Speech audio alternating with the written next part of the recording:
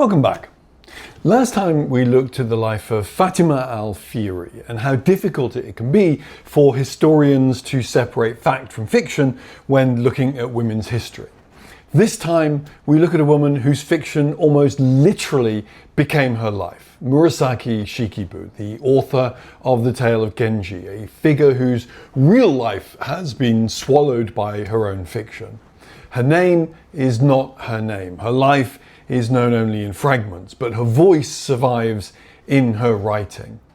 If Fatima was mythologized because too little was known, Murasaki has been mythologized because her literary genius made people want to know more than the sources would allow.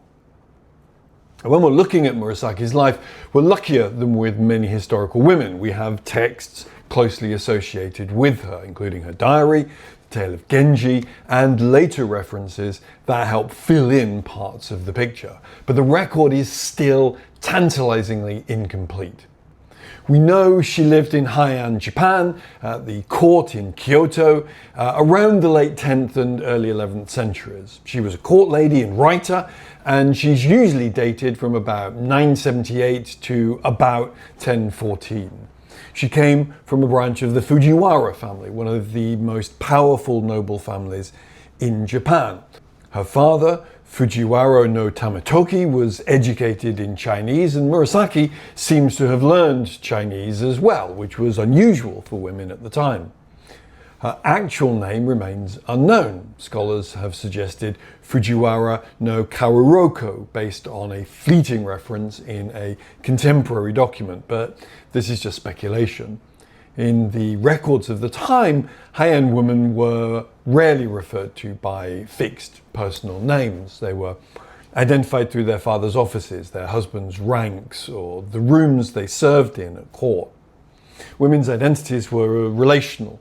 Rather than having an identity of their own, they existed in relation to husbands, fathers, brothers, and in particular that relation's rank or status. So women's identities were fluid. As the relation's rank or status changed, so did the identity of the women associated with them. Shikibu refers to her father's connection to the Ministry or Board of Rights, and she's called Murasaki after a character in the story that she wrote, the Tale of Genji. She is a fictional character come to life. She married Fujiwara no Nobutaka, who was much older than she was, and they had a daughter who later became known as Daini no Sanmi, a poet and court figure in her own right. Nobutaka died shortly into the marriage, and his death seems to have affected Murasaki quite deeply. Her diary hints at a period of seclusion and grief, and many scholars think this is when she began writing the Tale of Genji. The novel's opening chapters, which describe the death of Genji's mother, cover themes of loss, vulnerability, and the precariousness of women's lives. We've got to be cautious about reading autobiography into fiction, but the emotional parallels are there. Murasaki later entered court service. In about 1005, she was summoned to serve Empress Akiko, the daughter of Fujiwara no Michinaga. Michinaga was one of the most powerful political figures of the period, and his household was an important center of literary culture.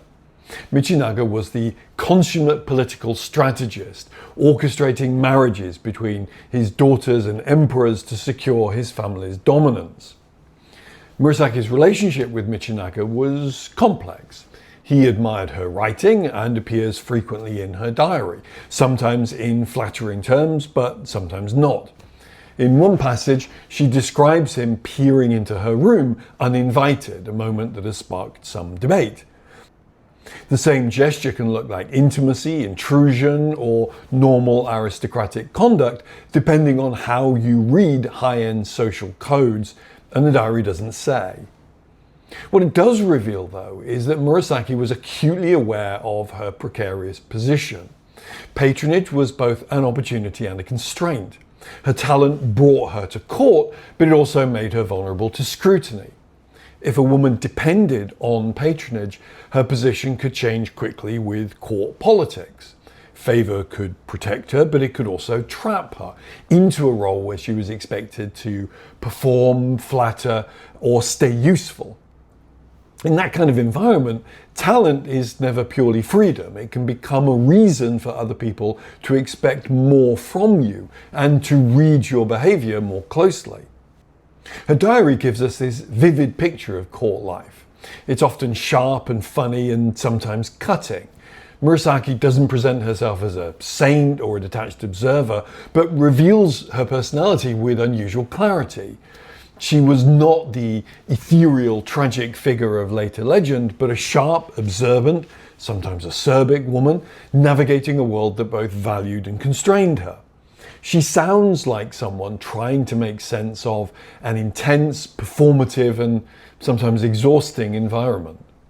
She describes the elaborate rituals surrounding imperial childbirth, the intense competition among ladies in waiting, and the constant pressure to produce poetry on demand.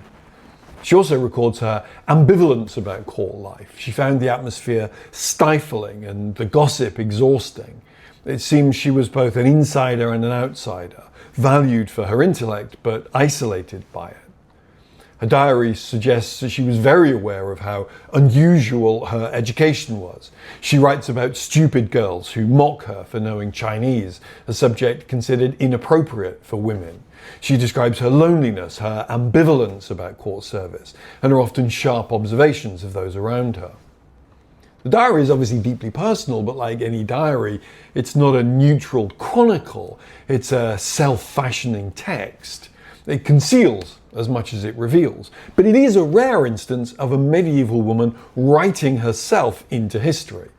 The diary is one of the main reasons we know as much as we do about Murasaki, but it's also one of the reasons why later readers have been tempted to turn her into a legend. Popular culture imagines Murasaki as a moonlit visionary, composing Genji at Ishiyama Temple, gazing out over Lake Biwa as inspiration strikes. This image is endlessly reproduced in paintings and tourist brochures, but it has absolutely no basis in contemporary sources. It's a later invention, a romantic tableau that aligns with the aesthetic of Genji itself. The more believable version is less dramatic, but more interesting. She was a court writer, working overtime in a literate, competitive, and highly polished environment, where writing was a form of self-expression and a form of social participation. Murasaki's diary suggests she read drafts of Genji aloud at court, and contemporary references indicate that the work circulated widely among the elite as it was being written. The tension between fact and fiction in Murasaki's biography mirrors the challenges we had with Fatima Alfieri. Fatima's story has been amplified by modern narratives of female empowerment, which sometimes project contemporary ideals onto a medieval figure. Murasaki's story has been shaped by the desire to see her as a tragic, solitary genius, a woman whose life mirrored the melancholy beauty of her novel. In both cases, the scarcity of sources invites hagiography.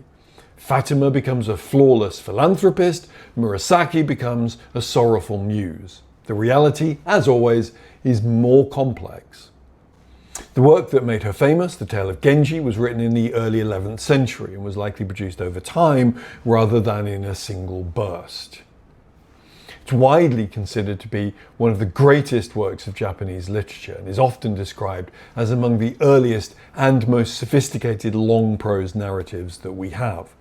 We'll call it a novel, but the world's oldest novel claim is debated because what counts as a novel compared to other forms of long prose fiction?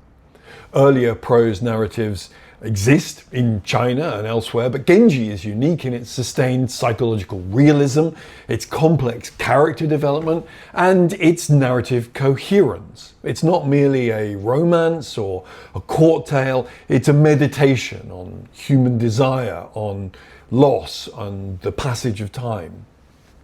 The novel follows Hikaru Genji, the shining prince, through court life, romance, family politics, exile, and decline. It's not like a modern plot-driven novel. Instead, it moves through a series of scenes, relationships, and emotional shifts. The book pays close attention to atmosphere, to memory, to interior feeling, and the changing texture of human relationships. It also includes hundreds of waka poems. Waka is a traditional form of Japanese poetry woven into the narrative as part of courtly communication. Poetry exchanged as flirtation, respect, negotiation, mourning, rivalry, where the poem's meaning depends as much on the timing or the tone or the context as on the words themselves. In Heian, Japan, poetry wasn't ornament, it was social life. That poetic quality is one reason the book still feels so distinctive. Genji isn't just a story about people at court, it's a portrait of court culture itself. It shows how people dress, speak, write poems, exchange messages, and read one another's behaviour. It's also deeply concerned with impermanence. Its mood grows darker as it goes on, and that's been long connected with the broader Buddhist sense that worldly beauty doesn't last. Later readers often use the phrase mono no aware to describe a tenderness mixed with sadness in the face of transience. Even when the book is luxurious, it's never far from loss. It's tempting to see every detail of Genji as a direct reflection of Murasaki's life, but we should be careful about assuming the novel is simply autobiography in disguise. What we can say is Murasaki knew the court world intimately, and that knowledge shaped the book's realism and its attention to women's lives. What is hers in the novel is not a one-to-one copy of events, it's a lived understanding of etiquette, emotion, and the ways in which knowledge travels through rooms, letters, and poems. Murasaki's diary ends abruptly around 1010, and after that the historical record falls largely silent.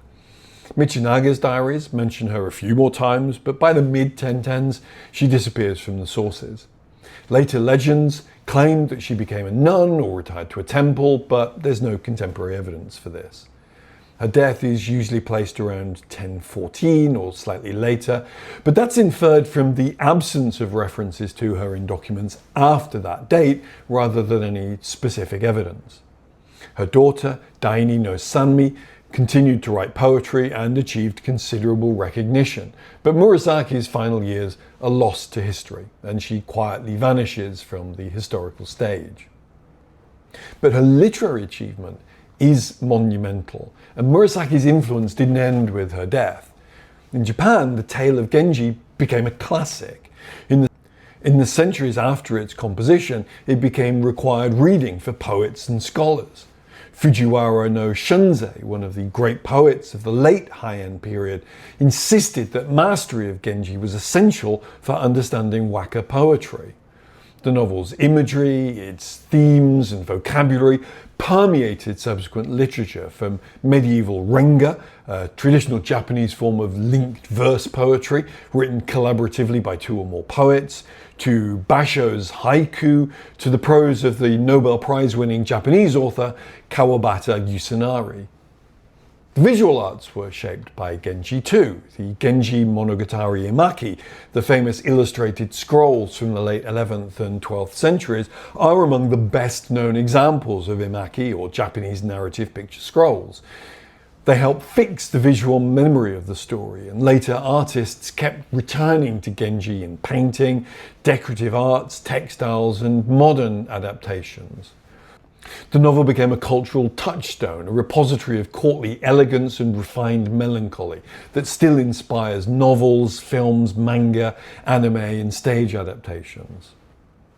Outside Japan, Genji became famous through translation and scholarship, which provided routes for international audiences to encounter it in a readable form.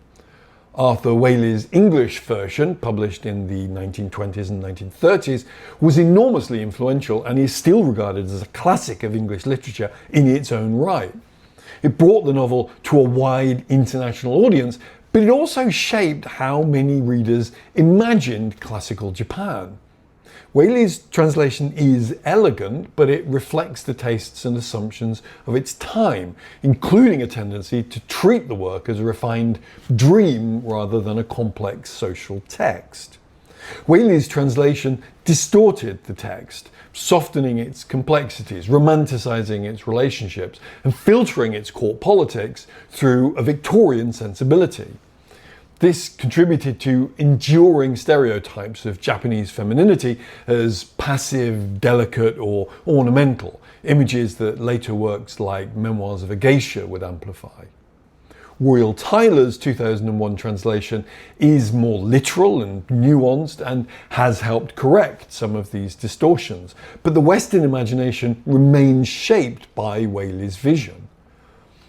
The book is sometimes treated as a story of delicate, timeless, almost dreamlike Japan, and Murasaki herself was folded into that image. As a result, Genji has this paradoxical place in Western culture. It represents perhaps 10% of the Western image of timeless Japan, but is overshadowed by samurai epics, Zen minimalism, and contemporary pop culture. It's celebrated as a masterpiece, but often misunderstood through Whaley's romanticized lens. Later translations have done more to preserve the texture and complexity of the original, but the older impression has proven to be very durable. In that durability, you can see how easily an author becomes an aesthetic symbol, a face attached to an atmosphere rather than a writer attached to a real world. This is where Murasaki's story again links back to Fatima Alfieri. In both cases, later generations turned a historical woman into a symbol that served their own needs. Fatima became a figure of education and benefaction. Murasaki became a figure of genius, elegance, and melancholy. Those images aren't false, but they are incomplete, especially if the image replaces the archive instead of being built from it. What makes Murasaki worth remembering isn't just the legend, it's the writing. A diary gives us a sharp, observant, sometimes impatient voice. The Tale of Genji gives us one of the greatest literary achievements in world history. Together they show a woman who understood her world clearly and wrote about it with remarkable skill. So, if we ask who Murasaki was, the honest answer is we will only ever know her partly. We know she lived at the Heian court. We know she was well educated. We know she served the Empress Akiko. We know she wrote a diary and a monumental novel, and we know that later readers in Japan and elsewhere have spent centuries turning her into something larger than the surviving evidence allows. Murasaki's diary reveals a woman who was sharp, observant, sometimes petty, often lonely, and always intellectually formidable. Her novel reveals a writer of extraordinary psychological insight. The legends that surround her, moonlit temples, tragic widowhood, ethereal genius, are less interesting than the woman who emerges from her own words, a writer who understood the fragility of beauty and the cruelty of power. Her life became fiction, not because she intended it, but because fiction was the medium through which she could speak most freely. But that doesn't make her less real. It makes her history harder to pin down and her work more valuable. In the Tale of Genji, she immortalized not only the dreams of a courtly world, but also the perspective of a woman who saw that world clearly. Her ink outlived her name, her body, and her biography. Fatima reminds us how easily women become legend when the archive is thin. Murasaki reminds us that even when a woman's words survive, her life can still be rewritten by time, by imagination, and by admiration. Next time we look at the life of Queen Arwa al-Sulayhi of Yemen, a rare example of sustained female political rule in the region at the time. But for now, thanks very much for joining me. If you have any thoughts or comments on today's video or want to point out anything that I got wrong, please do pop them into the comments below. It's always great to hear from you. Don't forget to feed the algorithm by liking, sharing and subscribing on the way out. It really does help a small channel like this. And remember, whatever you're up to, have a great day.